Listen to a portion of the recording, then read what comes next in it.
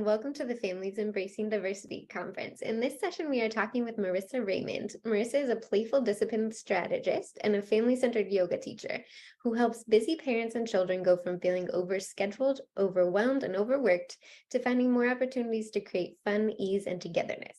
Working with clients on and off the mat, Marisa has created unique approaches that draw upon scientific and spiritual practices to help families break old cycles, rediscover what makes them unique so that they can strengthen their connection, resilience, joy, and balance. And today she's going to help us learn to do all of that. So can you start off by telling us what generational trauma is and how it affects people? Yeah. So generational trauma is, right, we all carry a lot of baggage from the conditioning, from our families, from our experiences. And our family carries those generational, right? That conditioning, right? Our parents carry that conditioning from their parents, and their parents carried it from their parents. And so it becomes really hard sometimes to separate what is really ours and what is just generations being passed down through trauma. And at a certain point, when you recognize, oh, this isn't mine, this is hurting people for generations, that's when we cross into generational trauma. That makes a lot of sense. Yeah. I like that Yeah. idea of separating what's yours and what was given to you that you don't have to take a hold of. When did you first Yeah. realize that you were holding on to some of that transgenerational trauma, and how is it showing up in your life? Yeah. Such a good question. I mean, I think I was one of those children, I think, that was just very aware, even though I didn't have the language for it, that um, that my family carried a lot of trauma. So I'm the granddaughter of Holocaust refugees. I'm Jewish. I grew up going to synagogue.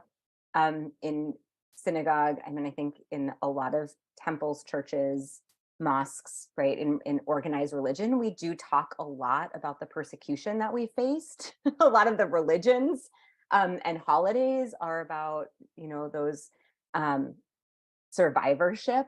So I think I was just very conscious of it growing up, that my family had experienced a whole lot of trauma. So I guess that's to say, like, it never occurred to me that didn't have generational trauma. I just didn't have the language for it. And then when we moved overseas, I had a 22-month-old at the time. Um, and my parenting really shifted because I went from, being in my comfort zone and being a working mom, um, to being in a new culture with a new language, with um, less of a support system close by, right? As you're starting to make those friends, and a toddler, which, like, was fairly verbal, but, didn't still was lacking empathy because he was not even two. Yeah. Um, and my parenting shifted. I went from being that working mom to being stay at home while we were trying to figure all of it out. And my husband was working out of the house. And as that happened, I started to notice behaviors that I had sworn to myself I would never, ever repeat. Um, you know, I think we all have those, like, you catch yourself yelling and you're like, why? This is so not a big deal. Why am I yelling about this? Later when you're like calming down and feeling super guilty that you yelled at your child. Um, and there was one moment where I was so frustrated with my son. I was actually pregnant with our second son at the time. And my older son, who was almost 3, um, was just so cranky and so tired. And I was so cranky and so tired that, like, I caught myself going to shake him. And I actually did kind of shake him. And my background's in genetic counseling. So when I was pregnant, I worked in a children's hospital. We were surrounded by, the don't shake the baby flyers. And and I was like, of course, like, what? I would never. And then here I am doing that to my child. And I was just like, I know that not only is this just massive overwhelm, and now I have the language of emotional dysregulation, but not only is this just complete, like, uh, burnout emptiness, but I'm repeating patterns that were modeled for me as a child. And I did not want that to be my story and my son's story. So that was when I really, I think, first recognized how ingrained it was and how you can have all the best intentions and things still don't happen the way you anticipate them to. And I knew something had to change. So then what did you do to start helping yourself heal and work through the overwhelm? Yeah. I mean, it was such a journey for me. And it's still a journey, right? I'm not going to pretend that I'm the perfect parent. Like, I'm sure my kids No one would run down here and be like, let me tell you everything she did wrong yesterday. But so the very first thing that I did was I went and I talked to my doctor and I just said, I know that something's wrong. And I actually had a whole bunch of other physical symptoms that were starting around the time. I started developing reflux. So I couldn't eat without pain. It was like literally comfort food did not bring me comfort.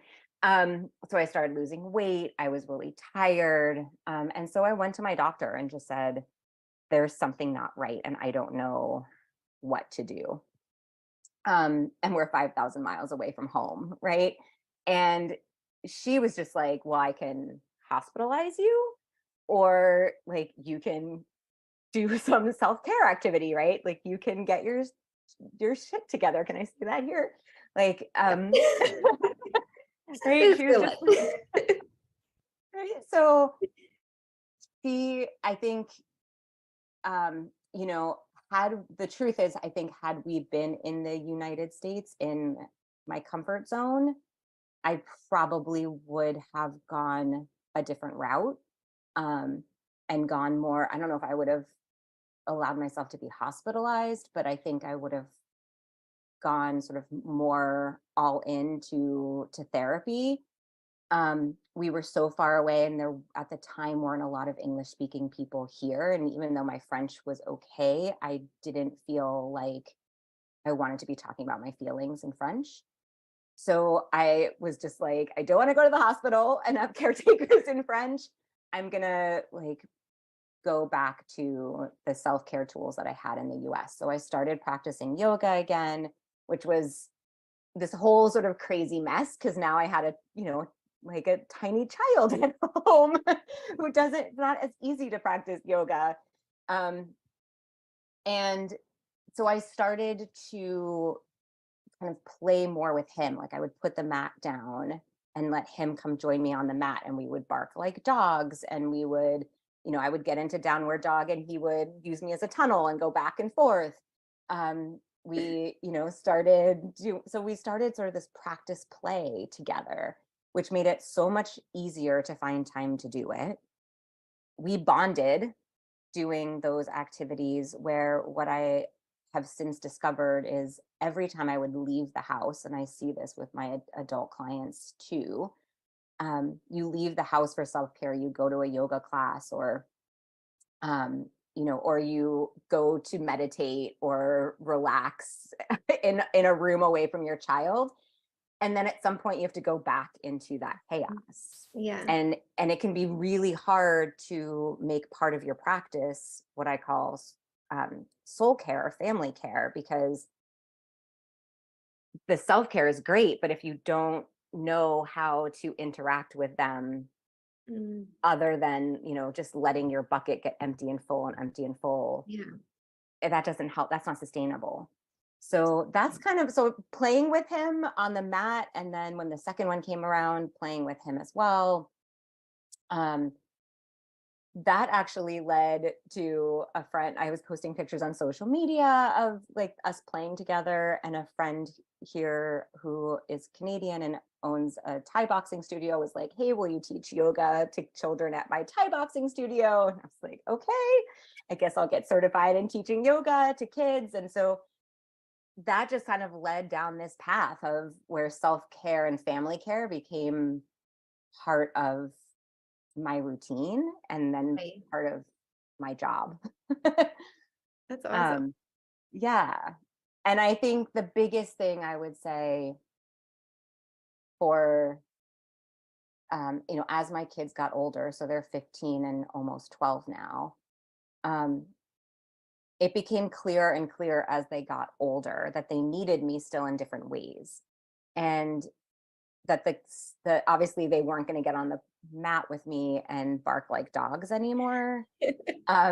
But they still needed me to be present for them. And so part of the healing the generational trauma, um, the truth of it is that when my son was 13 and celebrating his bar mitzvah, the older one, I wrote a letter to him, like basically apologizing, not basically apologizing, like sharing, I'm not the same person I was when you were little. Like, I'm sorry. I know that trauma sits in you.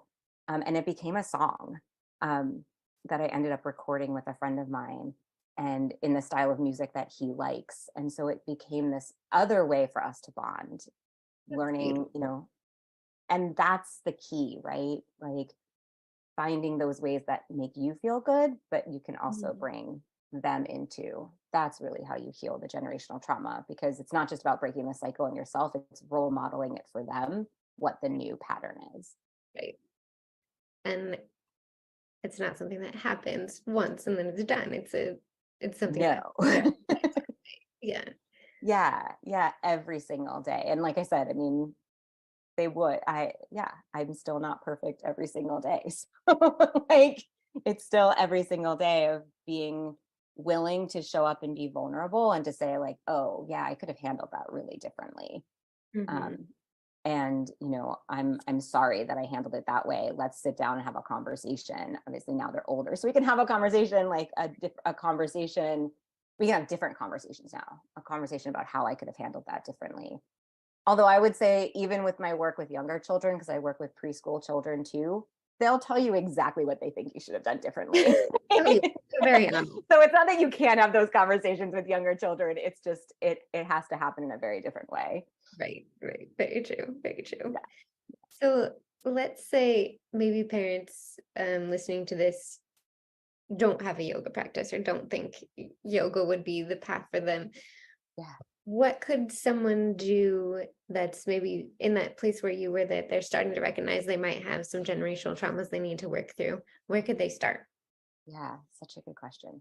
So the first thing that I want to say is I feel like there's a huge misnomer in or misunderstanding in the definition of yoga that we have today.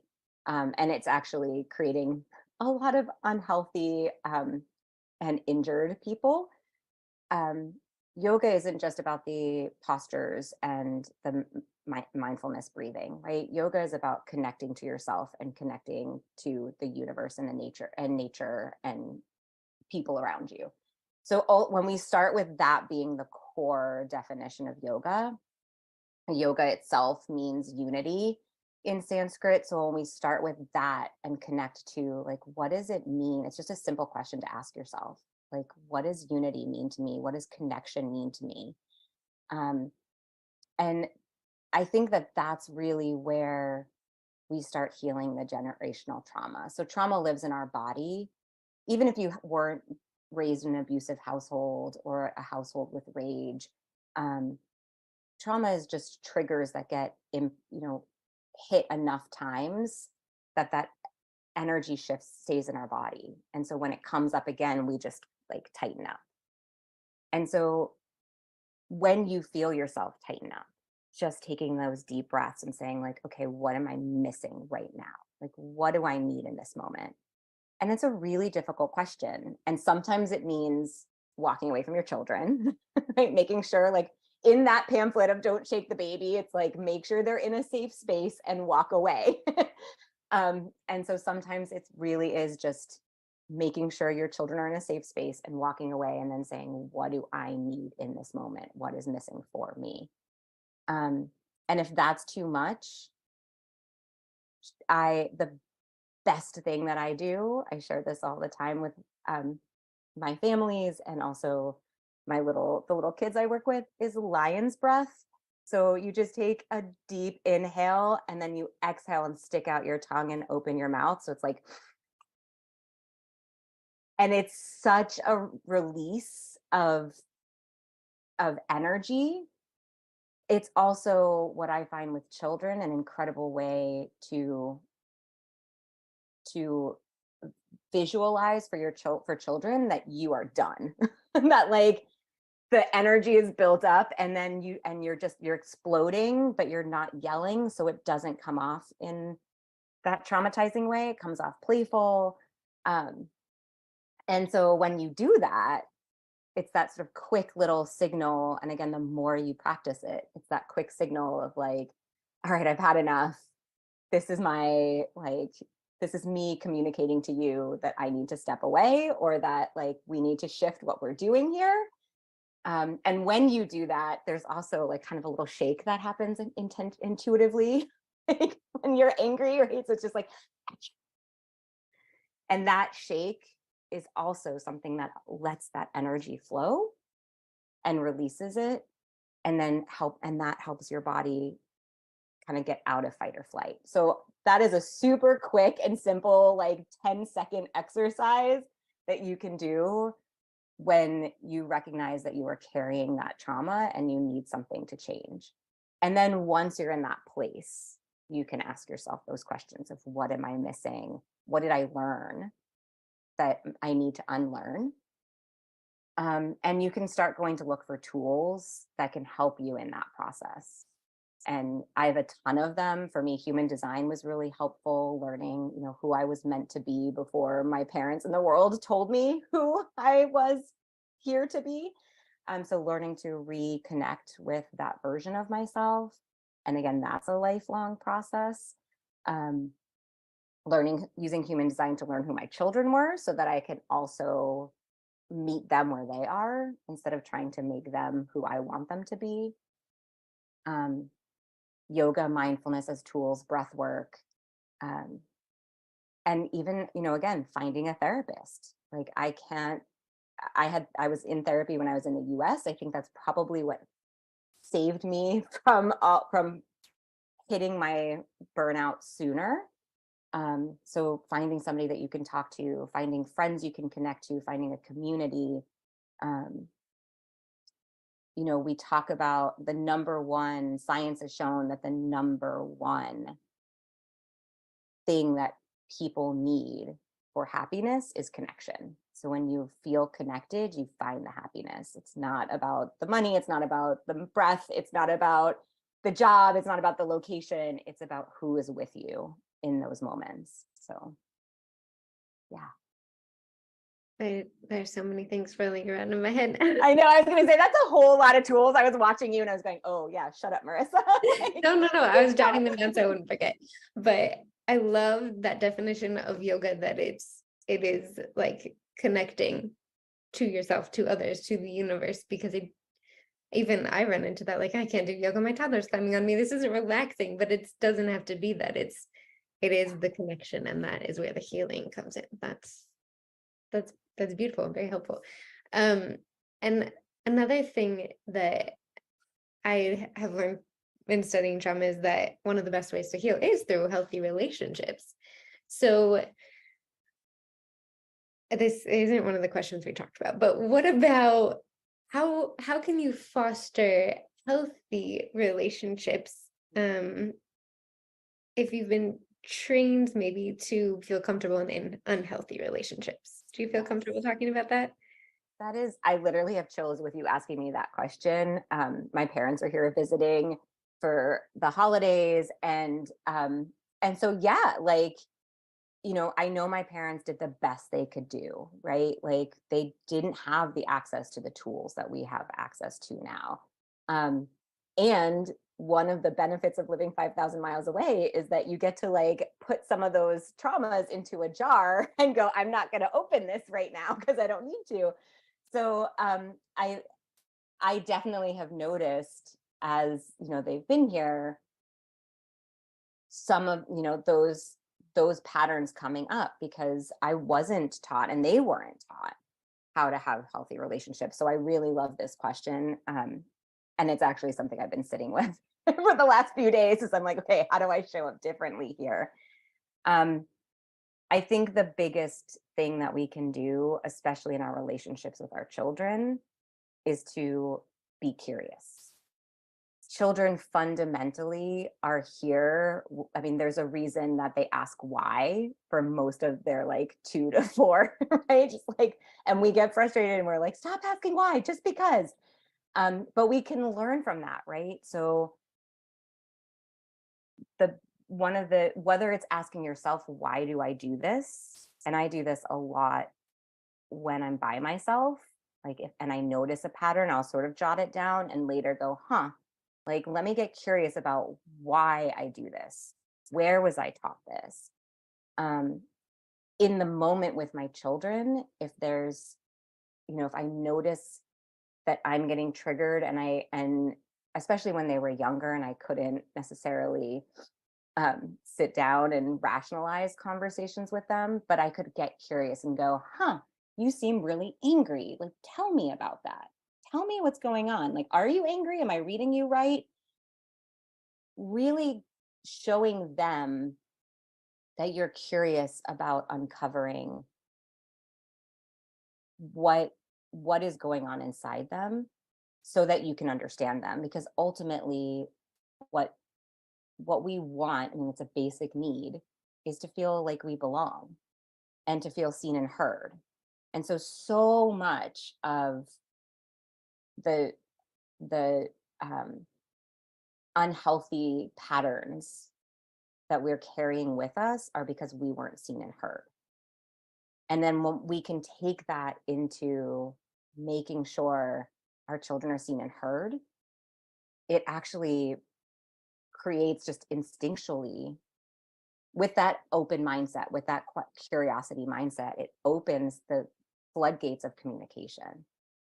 Um, and then I think, like I said, I mean, human design for me was a tool um, that was really life changing for me in my relationship with my children, because learning that they are here. I mean, I knew they're different, right? And I know that one kid is different from the other. So something might work with one kid that won't work with the other. This was a huge thing. Punishments did not work with my older kid. Like he was like, no TV, sure, whatever. I'll go do something else, right? And often what he would do is go find a book.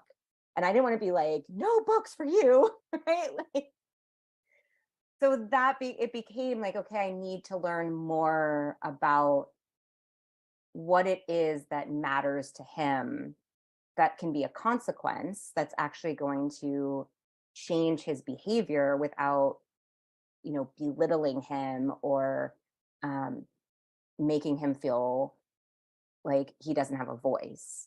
And so being curious and saying like, I'm really struggling here, dude. Like like I've been asking you to do this thing and you're not doing it. Like, how do we fix this? And learning as human design helped me to kind of see like, oh, I could try this or I could try that. Like he's more of a yes or no person. So, it becomes like, I need you to do this, to do your chores before you go meet your friends. Are you going to do it now or are you going to do it before dinner? And then holding him to that. So, again, it became this sort of playful way of learning what and experimenting with what felt good for both of us, because what felt good for me was not going to feel good for him, because it's like I'm a total people pleaser, so you tell me to do something and I'm going to do it right away because otherwise I'll forget and then I'll get yelled at, and I have this whole story, right? Whereas he was just like, whatever, she'll take TV away, like that doesn't bother me.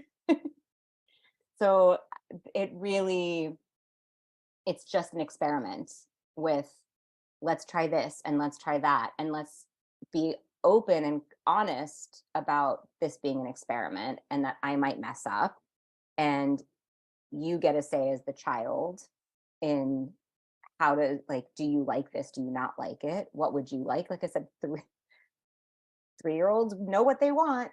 Right, and they're going to tell you, and yes, you can set those healthy boundaries and you can say, I see that you want that, and that's like, you can't have chips before dinner, um, but you can help me make dinner, or you can whatever, so you start experimenting with what works. Mhm. um, and I think that's where yoga really, fundamentally for me, more than the flexibility in my body, it's the flexibility in my mind. It's being able to say, like, oh man, that really didn't work. That's like when I tried that yoga pose and like my back cracked. And I, right? It's like, okay, how do I do this differently? Um, how do I give myself the grace and compassion to not be super mom and perfect, and to know that it's not going to harm my child? Mhm. And I think that is circles back to the trauma, the generational trauma, because at some point when you start doing the healing, you recognize that you are who you are in spite of and because of the trauma. Right. And so then the trauma, that you don't have this attachment, this only bad attachment to the trauma, right? It becomes easier to say, like, oh yeah, like that really sucked and I don't want to go through that again. And it brought me to where I am. Right. Right. I honor and accept that. So Yeah. And I think even when we're going through the healing process, we start to recognize things, like you said, that we wish we wouldn't have done, but we did. But at the same time, we can't protect our kids from all bad things. They have to go through struggles to learn some of those skills. So some of it's like, yeah, that didn't go well, but like you said, it's not hurting my child. It's okay. yeah, and if it does hurt my child, it's teaching, like I'm here to tell them, like it's in some ways it's much safer for us to be the person that hurts our child and apologizes and role models for them what it looks like when you hurt somebody, because our children are going to go into school, Yeah. especially in the teen years, and they're going to say something where their intention, the intention behind it doesn't match the impact, right? So I talk a lot with my kids now about intention and impact. Right. Right? You can have the best intentions in the world and say what you think is the right thing, but somebody else takes it completely different. And even though it wasn't your intention, you are responsible for how your words land. So you're not responsible for necessarily for somebody else getting angry, but if they're angry because of your words, you can take responsibility in owning up to it and helping them to move through it and learning from that experience, right? That's the responsibility that you can take to yourself. So, yeah, like if they can practice that at home because you go, oh man, I just said something and that was really not nice. Um, I'm really sorry that I said that. I was angry, I was mad, and that's not an excuse. It's like it happened, and I don't have a time machine, I can't go back. So, let's have a conversation about, that, about the fact that like everybody makes mistakes and I just made one. And what are we going to do now? That is something that, you know, really changes the world, Yes. right? Very It valid. like, like just role modeling the like, oops. Yes. Because we And all then do. when they go to school, they're like, oops, I'm sorry, I didn't know. And they have the words. Right. Yeah. And they've practiced, so they know what to do. They're not Yeah. freezing up like, oh, and Yeah. going home and bottling all that in. Right. Yeah, exactly. And especially with siblings, right? Because, I mean, we talk a lot about sibling rivalry, and there are books and books and books and books and books about like, siblings without rivalry, and um, all these incredible books that I read when my kids were little. And yet, like you can read that book and those books and the experts can tell you all the things. And then, you know, they're fighting over something and it doesn't make sense to you. And you're just like, everything goes out the Yeah. window. And so one of the things that we've implemented in at home are weekly meetings. And we started this when our kids were about 9 and 6, but I think you could really do this at any age. Um, obviously you adapt the amount of time that they're going to be, but everybody gets to voice their grievances and share what they felt, how they felt they were wronged, and then we can talk about it. And that has been a huge thing with my boys, being able to, they still fight, like right? They're still like the number one person they're going to beat up on when they come home from school exhausted is like their child, is their sibling. But they're so much more respectful with one another, and they have each other's backs at school and outside of school in their friend groups.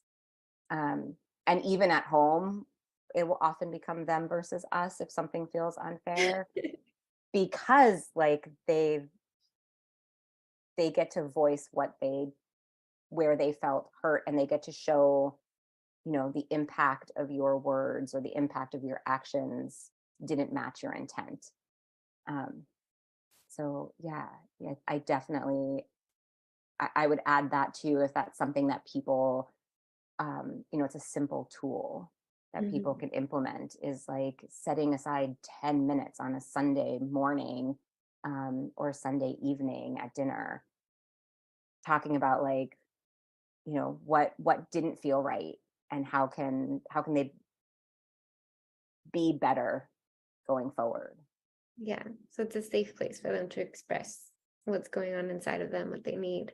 Yeah, exactly. A lot of the things that you've mentioned as struggles, I listen to them and I think, oh, but that's showing that you healing paved a way for them to be more expressive, to not be people pleasers, to be. So have you seen other ways that your healing process has maybe helped your kids be more confident out in the world? Oh, for sure. For sure. Um, I mean, the biggest thing, just as like this weekend, my younger son plays baseball here, and they had a baseball tournament, and his team lost. And he has a coach who, um, I'm not going to judge and be like, has generational trauma. But we all But do. he is a coach who, like, he doesn't yell, but he always finds something to criticize the kids about, and they're 11 and 12. They're between 10 and 13. So it's a tough age, right? And these kids don't like to mess up anyway. They're highly competitive. And then when you're going to mess up, and the coach, or you're going to do something well, and the coach is still going to find something to criticize you for, because and so we were at one of the games, and my son came after the game, and I could see that his eyes were tearing up, but he Mhm. was trying really hard to sort of bottle it up, and because he didn't want to be seen crying in front of his teammates. And I just looked at him and said, do you need a hug? You look like you need a hug. And he said yes, and he just gave me this giant hug. Mhm. And while he was hugging me, I could just sort of whisper to him, like, I'm really glad I came. It was fun to watch you play. The opposite of like But what I he was is. doing on the sidelines while he was playing, when I was like, oh my God, I can't believe that part, right? Like, I went into like competitive mom mode, but I wasn't that person with him. And so, he didn't lose it. He didn't cry, as far as I know. I mean, I didn't feel it, but I could feel his body, like, right? I could feel that he felt seen, he felt heard, that the emotions and energy were flowing through his body. Um, and then, he was like, yesterday was Sunday, Easter. So he was like, we got 13 Easter eggs. Like, the coaches hid Easter eggs for us to find on the field, because he was so upset he wasn't going to be home for Easter and the Easter egg hunt. And so, yeah, it was like, so he was able to let the emotion out, and Mhm. then he could move into the, like, let me tell you this exciting thing that happened, because now I definitely feel like my being able to be the competitive, like, mom on the sidelines during the game. I'm also, um and then sort of shake that off before I Mhm. saw him, so that I could be the mom he needed me to be in that moment, Mhm. is part of my healing. So I didn't have to deny my own emotions, right? I got to feel my own emotions, but I got to feel that in my space, and then be there to hold and embrace him in his space. Yeah, that is very important to Yeah. honor our own emotions, but in our space, and Yeah. then be willing and able to move into our kids' space with, I don't want to say a clean slate because we can't exactly clean it all, but a Yeah. calmer slate.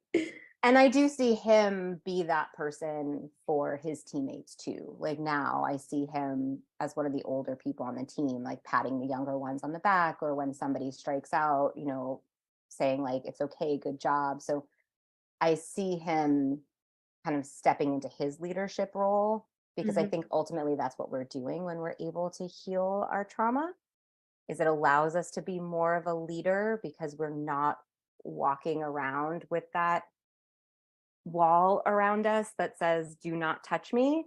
Yeah.